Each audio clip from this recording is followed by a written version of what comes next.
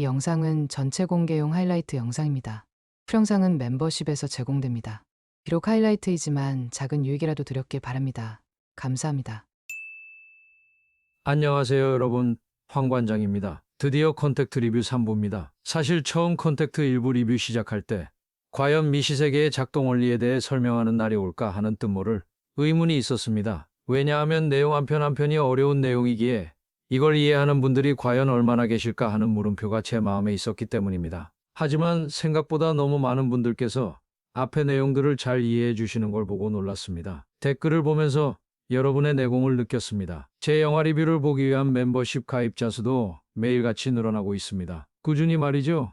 다시 말해 이러한 내용에 목마른 분들이 매우 많다라는 거죠. 단순 처세를 넘어 우주의 작동 원리에 대해 궁금증을 가진 분들이 많다라는 겁니다. 예상컨대 아마 제 영화 리뷰를 보는 대다수의 분들은 세상살이 어느 정도 충분히 해보고 기본적인 깨달음은 어느 정도 다 얻은 분들이라고 생각합니다. 낯설로 비유하자면 낯설에 출연해도 빌런 소리는 최소 듣지는 않을 만한 그 정도의 정열은 된 분들이 아니실까 하는 느낌입니다. 그동안 혼자서 열심히 철학이나 예술, 수학, 영화, 과학 공부 등을 해오시거나 또는 불교나 기독교 마음공부, 끌어당김의 법칙 등의 공부를 해오셨는데 어딘가 모를 부족함을 느끼셨고 그러다 우연히 황관장 채널을 만나 그 뜻 모를 목마름이 채워지는 경험을 하고 계신 게 아닐까 하는 생각입니다. 왜냐하면 제가 그랬기 때문이죠. 삶이란 무엇일까? 나란 무엇일까? 존재란 무엇일까에 대한 답을 수십 년간 열심히 찾아왔고 지금도 찾고 있는 중이죠. 그렇기에 다른 한편으로는 제가 영상을 만들 때마다 수위 조절을 하는 게 어렵습니다. 매우 높은 내공을 가지고 계신 분들부터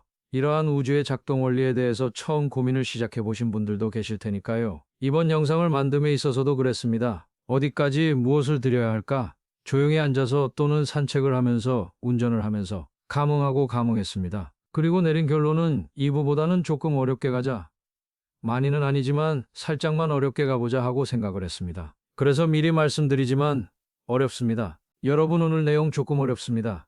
하지만 그렇기에 엄청난 가치가 있겠죠. 1부, 2부도 어려웠지만 3부는 여러분이 어느 정도 실력이 되셨다고 생각하고 좀 더 깊게 파볼 겁니다. 하지만 오늘 내용을 여러분이 충분히 이해하신다면 여러분은 아예 다른 존재가 되어 있을 겁니다. 이전에 여러분이 현실 세계를 이해하던 방식을 넘어서서 다른 차원으로 넘어가시게 될 겁니다. 안 보이던 게 보이게 될 거고 지각하지 못했던 것들이 지각될 겁니다. 부디 제가 느꼈던 그 환희의 감흥을 여러분도 꼭 느끼길 바랍니다. 우리는 왜 미시세계 입자들의 작동 방식을 내면화해야 하는지, 그 작동 방식을 내면화한다는 게 시간과 공간이 없는 세계로 진입하는 것과 어떤 관계가 있는지 최선을 다해 설명을 한번 드려보도록 하겠습니다. 준비되셨으면 그럼 오늘도 이상한 나라의 토끼굴 속으로 한번 들어가 보시겠습니다. 자, 여러분, 영화 컨택트의 핵심 키워드를 하나만 꼽자면 언어입니다. 좀 더 길게 말하면 언어의 비밀입니다. 우주는 언어학입니다. 이게 무슨 말인지 하나씩 풀어보도록 하겠습니다. 자, 여러분, 루이스가 헥타포드에게 받은 건 단순한 언어가 아닙니다. 지구 밖의 개인이 사용하는 단순한 외국어가 아닙니다. 영어, 독일어, 프랑스어 뭐 이런 게 아니라고요. 그건 우주를 읽는 새로운 감각기관 그 자체입니다. 자, 이 부분이 매우 중요하기에 한 번 더 강조드릴게요. 루이스가 헥타포드에게 받은 건 단순한 동그라미 모양의 새로운 언어가 아니라 우주를 지각하는 새로운 감각기관 그 자체입니다. 이렇게 설명드려 보도록 하죠. 지금 대부분 여러분은 이 영상을 스마트폰으로 보고 계실 겁니다. 우리에게 스마트폰은 이제 떨어질래야 떨어질 수 없는 기기죠. 다시 말해 말 그대로 우리 몸의 일부분입니다. 우리의 몸이 진화를 한 셈이죠. 스마트폰을 가지고 있는 여러분과 없는 여러분이 싸우면 스마트폰이 있는 여러분이 100번 다 이길 겁니다. 단순한 계산부터 주식 정보 등등. 스마트폰은 여러분의 새로운 감각기관 그 자체죠. 이게 이해가 가시나요? 인간과 원숭이의 차이점이 바로 이겁니다. 인간은 스마트폰을 사용하지만 원숭이는 두 손 두 발만 사용합니다. 인간은 도구를 통해 엄청난 진화적 기술을 획득해왔다라는 겁니다. 존재가 가진 인식의 한계를 매번 초월하는 존재가 되어왔다라는 거죠. 저와 여러분은 원래는 이렇게 닿을 수가 없는 존재들이었겠죠. 하지만 스마트폰을 통해 와이파이를 통해 트랜지스터의 발달을 통해 여러분과 저는 이어져 있을 수 있게 되었고 여러분은 제가 가진 지식과 능력에 액세스가 가능해졌습니다. 이걸 잘 이해하셔야 합니다. 루이스가 헥타포드에게 받은 언어도 정확히 이와 같은 겁니다. 다만 눈에 안 보이는 거죠. 그렇기에 더 무서운 겁니다. 더 강력한 겁니다. 루이스가 우주를 이해하는 지각의 방식을 재설계할 수 있는 새로운 감각기관을 받은 것이기 때문입니다. 여러분, 이 영화에서 반복적으로 등장하는 것처럼 언어라 함은 곧 무기입니다. 언어는 단순한 소통의 도구가 아닙니다. 우리가 현실이라고 부르고 인식하는 것을 감각하고 구성하는 코드 그 자체란 말입니다. 누군가가 어떤 언어로 사고하느냐에 따라 그는 완전히 다른 세계를 감흥하고 살게 됩니다. 여러분이 어떤 언어를 사용하느냐에 따라 네오가 될 수도 있으며 그저 주어진 환경의 맥락에만 쳇바퀴 돌듯 갇혀 사는 원숭이가 될 수도 있습니다. 근데 많은 사람들은 이걸 모릅니다. 비트겐슈타인의 명언 기억나시나요? 언어의 한계가 세계의 한계다. 황관장식으로 표현하면 여러분이 가진 개념의 한계가 여러분이 마주할 현실의 한계다 라고 말씀드릴 수 있겠죠. 좀 더 딥하게 바꿔 표현해드리면 여러분이 가진 메타포의 한계가 내가 마주할 현실의 한계다 라고 얘기할 수 있습니다. 그리고 메타포란 무엇이냐? 개념과 개념을 관계짓는 능력입니다. 그렇기에 우리는 결국 이 메타포의 능력을 업데이트하는 것에 힘을 써야 하는 것이고 그 능력을 향상시키기 위해 그 재료인 여러 가지 상위 개념들을 많이 알아야 하는 겁니다. 황관장의 세계관에서는 새로운 개념을 하나 익힌다는 건 통장에 돈이 수천 수억이 쌓이는 거랑 같은 거라는 겁니다. 그만큼 이상의 가치를 가진다라는 겁니다. 왜 우리가 낯설을 보면서 빌런 짓을 하는 모든 출연자들을 볼 때마다 나도 모르는 사이에 속으로 아, 저 인간 개념이 없네 라는 말을 하곤 하지 않나요? 우리는 우리도 모르는 사이에 이 개념의 중요성에 대해 체감하며 살고 왔다 라는 겁니다. 그렇기에 양질의 개념을 항상 익히고 내면화해야 하는 것이죠. 그러면 말입니다. 제가 여기까지 딱 말씀드렸을 때 이런 생각이 드셔야 합니다. 아, 혹시나 나는 지금까지 원숭이 같은 삶을 혹시 살아온 것이 아닐까? 다시 말해 인서울대학도 졸업하고 수능도 1등급 맞고 뭐 대기업 취직도 했고 인서울 집도 있고 차도 2대 있고 보험료도 많이 내고 그래서 나는 내가 잘난 줄 알고 살았었는데 사실상 나는 원숭이가 아니었을까? 왜냐하면 아무리 생각해도 나는 메타포적 능력이 너무 떨어지는 것 같기 때문이다. 라는 생각이 드셨다면 여러분은 지금 매우 훌륭한 메타포적 사고를 하고 계신 겁니다. 근데 위와 같은 메타인지를 하기보다 만약에 내가 지금 긁혔다면 그건 아직 뭔가를 제대로 배울 준비가 안 된 상태일 가능성이 높습니다. 내가 원숭이다. 라는 것이 하나의 메타포로서 이해되고 받아들여지고 그 메타포가 수용되고 인정되는 게 아니라 반대로 감히 나를 원숭이라고 칭한 거생. 화가 나고 긁힌다면 그건 어떤 의미냐? 내가 정확히 원숭이라는 반증일 수 있습니다. 그리고 내가 원숭이 상태일 때는 새로운 인지 개념 학습을 할 수 있는 레벨이 아닙니다. 이해되시죠? 그렇기에 제가 항상 강조하는 게 뭐냐? 삶에 있어서 잘 안 긁혀야 한다라는 겁니다. 그리고 안 긁히려면 자아가 옅어야 하는 겁니다. 그릇이 커야 하는 것이죠. 수용과 인정을 유연하게 잘하는 환경에서 자라왔어야 하는 겁니다. 이게 너무너무너무 중요한 겁니다. 잘 긁힌다라는 건 다른 말로 자아가 매우 짙다라는 거고 틈과 여백이 없다라는 거고 단 한 발짝도 앞으로 나갈 수 없다라는 걸 의미합니다. 진화가 불가능합니다. 성장과 확장이 불가능한 상태입니다. 매우 지옥 같은 상태입니다. 이놈이 아무리 부자든 좋은 직업이든 의미가 없습니다. 사실상 죽은 상태입니다. 멈춘 상태입니다. 그렇기에 우리는 일단 자아를 옅게 하는 연습을 해야 합니다. 안 긁혀야 합니다. 수용과 인정을 잘할 줄 알아야 한다라는 겁니다. 그렇기에 만약 주위에 잘 긁히는 지인이 있다면 멀리 하시기 바랍니다. 그를 절대 설득하려고 시도하거나 시시비비를 가리려고 애초에 안 하셔야 합니다. 이러한 지인 관리부터가 내 삶의 성장의 시작입니다. 그리고 그런 측면에서 지금 이 멤버십 영상을 볼 정도의 저희 구독자님들이시라면 최소한 어느 정도는 옅은 자아를 잘 만들어가고 있는 분들이라고 생각이 들기에 이어서 설명을 이어가 보도록 하겠습니다. 자, 그럼 봅시다. 원숭이도 언어가 있고 인간도 언어가 있습니다. 하지만 이 두 언어 사이에는 결정적인 차이가 존재하죠. 그건 무엇일까요? 원숭이의 언어는 사실상 신호에 가깝습니다. 적이 온다, 도망가자, 먹이가 있다, 잡으러 가자 등등 대부분의 언어가 접근과 회피의 신호 정도입니다. 신체적 생존의 언어 수준에 머무르는 겁니다. 눈에 보이는 1차원적인 것들에 대한 소통에 국한한다라는 겁니다. 하지만 인간의 언어는 추상화의 언어입니다. 눈에 보이지 않는 개념이나 감정이나 원리와 관계를 다룰 수 있습니다. 그렇기에 인간은 시간이라는 것, 미래니 과거니 또는 존재는 무엇인지 등을 논할 수 있는 겁니다. 좀 더 가볼까요? 여러분도 저도 한국어를 사용합니다. 하지만 같은 한국어를 사용한다고 해서 언어의 수준이 같은 건 아닙니다. 천차만별입니다. 심지어 같은 단어 하나를 쓰더라도 그 단어를 감흥하는 세계의 깊이와 넓이는 모두가 다르죠. 예를 들어 유치원생이 사랑이라는 단어를 들으면 엄마가 나를 안아주는 따스한 느낌 정도로 이해할 수 있겠죠. 하지만 숱한 경험을 한 성인 어른 입장에서는 사랑이라는 말을 들을 때 희생, 상처와 치유, 욕망, 남성성과 여성성 등 수많은 층위로 동시에 감흥할 수 있습니다. 같은 단어라도 그 단어가 머물러 있는 인식의 층위가 다릅니다. 자, 그러면 한 단계 더 높여서 가볼까요? 여러분, 미분이라는 개념을 잘 아시나요? 미분이라는 개념은 여러분이 존재란 무엇인가를 이해하기 위해서 꼭 거쳐야 할 개념입니다. 그러면 다음과 같이 한번 생각해 봅시다. 만약 어떤 성인이 구구단도 모르는 유치원생에게 내가 아는 만큼 미분이라는 개념을 설명하려고 한다면 그게 가능할까요? 불가능하겠죠? 왜냐? 이 유치원 아이는 이 미분이라는 언어를 담을 인식의 구조가 아직 형성되지 않았기 때문입니다. 그리고 지금 이와 유사한 현상이 우리가 영화 컨택트를 볼 때 일어나고 있는 현상입니다. 헵타포드의 언어는 비선형적인 언어입니다.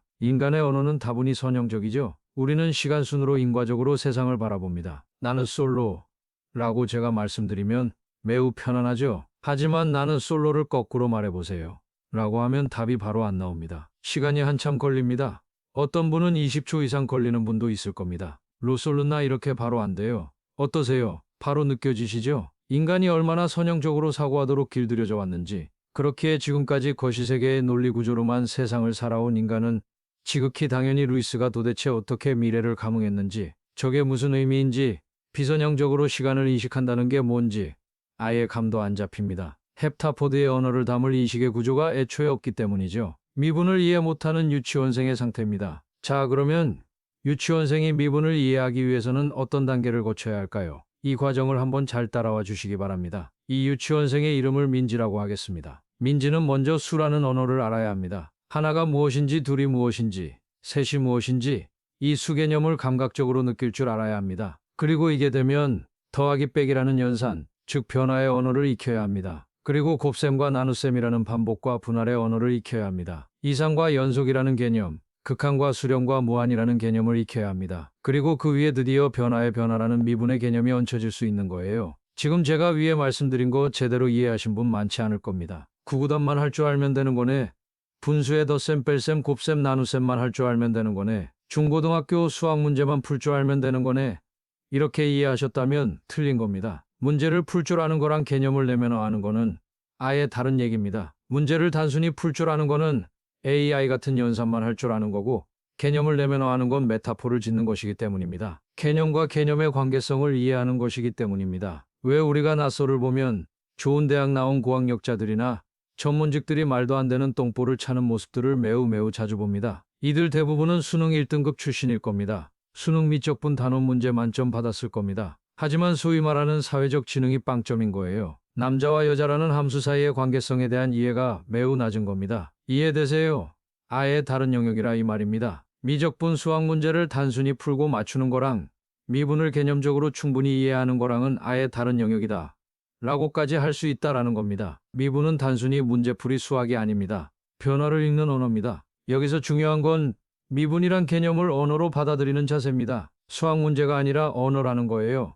좀 더 자세히 말하면 변화라는 게 얼마나 빠르게 변하고 있는가를 묻는 언어입니다. 이건 단순히 계산을 잘하는 계산기 같은 게 아니에요. 세계를 바라보는 시선의 차원을 바꾸는 도구입니다. 그렇기에 이 미분이라는 언어를 민지에게 설명할 수 없는 이유가 생기는 거예요. 민지의 세계에서는 아직 속도라는 개념도 없고 비율이라는 감각도 없으며, 그렇기에 변화의 변화라는 사고 구조 자체가 존재하지 않습니다. 이 민지의 세계에서는 미끄럼틀을 타고 내려올 때의 움직임은 있지만 움직임의 기울기를 볼 수 있는 눈은 아직 없는 겁니다. 민지가 가진 인지 수준의 차원이 낮다라는 겁니다. 자, 어떠세요? 여기까지 충분히 소화가 되셨나요? 그러면 이제 우리는 오늘의 핵심 주제를 이해할 준비가 된 것입니다. 제가 왜 여러분에게 미시세계 입자의 작동 원리를 공부하고 내면화해 주십사 말씀을 드렸을까요? 여러분, 우주라는 건 뭘까요? 제가 이해한 바로는 우주는 하나의 연산 시스템입니다. 말 그대로 우리는 매트릭스 안에 있다라는 겁니다. 다만 기계의 지배를 받는 게 아니에요. 언어의 지배를 받는 겁니다.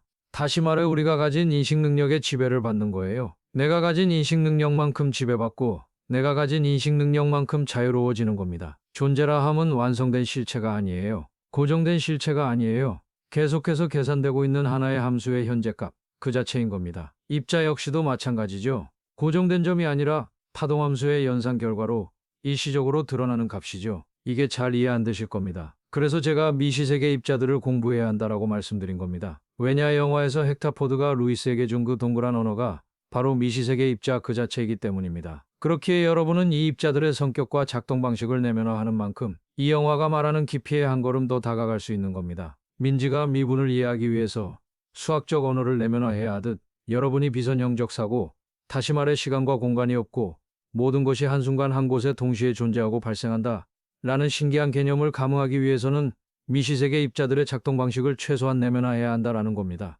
여러분, 지금 위에 제가 말씀드린 이것만으로도 저는 이미 사실 밥값을 다 했습니다. 그 누가 영화 컨택트 리뷰를 하면서 위와 같은 설명을 했던가요? 저는 단 한 명도 보지 못했습니다. 그저 영화 파일 가져와 잘라 붙여넣기 해서 서사적 구조를 설명했을 뿐이죠. 저와 같이 미시세계 입자를 가져와서 그걸 공부해야 한다라는 설명을 저는 본 적이 없습니다. 그렇기에 이것만으로도 사실상 저는 엄청난 비밀을 푼 것입니다. 근데 정말 아이러니한 건 뭐냐면 이렇게 풀어봤자 어차피 못 알아듣는다라는 겁니다. 그렇기에 제가 매번 원숭이와 인간이 비유를 자주 사용하는 겁니다. 원숭이에게 비트코인 지갑을 준들 그게 뭔 소용일까요? 원달러 환율이 지금 어떤 상태고 달러 인덱스가 어쩌고 저쩌고 스테이블 코인이 어쩌고 이런 얘기 한들 원숭이가 알아들을 수 있을까요? 당장 바나나만 달라고 할 겁니다.